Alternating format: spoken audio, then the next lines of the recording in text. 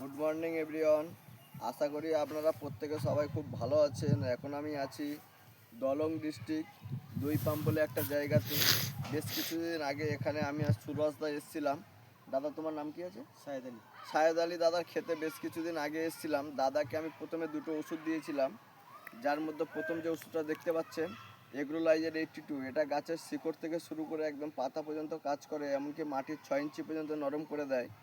Next একটা ওষুধ আমি দাদাকে দিয়েছিলাম, যেটা আপনারা দেখতে পাচ্ছেন এগ্রোভেরা প্লাস।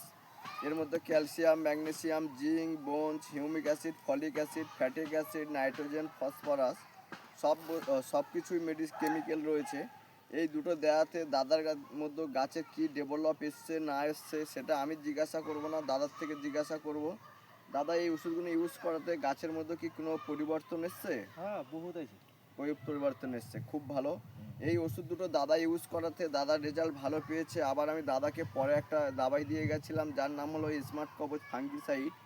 তা দাদা ওই ফাঙ্গিসাইডটাও গাছে ইউজ করেছে, ইউজ করাতে ভালো রেজাল্ট পেয়েছে। এর জন্য দাদা আবার আমাকে আজকের আসতে বলেছিল। দাদা দাদা বললো যে আমাকে একটা ভালো দানা দিয়ে যাবে। এর জন্য দাদাকে আমি একটা সেম এগ্রোভেটা প্লাস গ্যানুয়েলস একটা দানা সার দিয়ে যাচ্ছি, যার কম্পোজিশন রয়েছে calcium, magnesium, zinc, bones, humic acid, folic acid, fatigue acid, nitrogen, phosphorus, এগুলো রয়েছে। এটা ম্যাক্সিমাম গাছে দিলে 3 মাস থাকে, মাটির উর্বরতা শক্তি বাড়ায়, গাছের কোয়ালিটি বাড়ায়, ফলের কোয়ালিটি বাড়ায়, কবির একটা সৌন্দর্য রং আসে।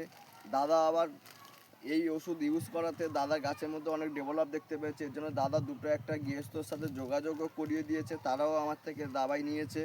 তাই এবার আমি দাদাকে জিজ্ঞাসা করবো যে দাদা, আজকের আপনি সারের দোকানের চেয়ে এই ওষুধগুলো কমের মধ্যে পেয়েছেন না বেশি টাকায় পেয়েছেন? কমের মধ্যেই পেয়েছি। কাজ হয়েছে? কাজ আরো বেশি হয়েছে। কাজ বেশি হয়েছে।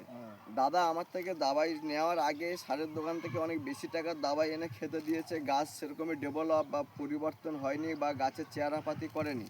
কিন্তু এই ওষুধগুলো দেওয়াতে গাছের মধ্যে অনেক চেহারাপাতি হয়েছে। তা দাদা, আজকের আপনার মতন এরকমই অনেক গৃহস্থ আছে যারা ক্ষেত করছে কিন্তু আবাদ ভালো করে করতে পারছে না, খরচা বেশি, লাভ করতে পারছে না। আপনি কি ওইসব ভাইদেরকে এই দাবাই ইউজ করতে বলবেন না বলবেন না? না, কইছি তো আমি। ওকে, দাদাকে আজকের আমি আবার এই দাবাই এই দানা সারটা দিয়ে যাচ্ছি, আর আজকের আবার দাদাকে আমি একটা পোকা মারা পেস্টিসাইডও দিয়ে যাব।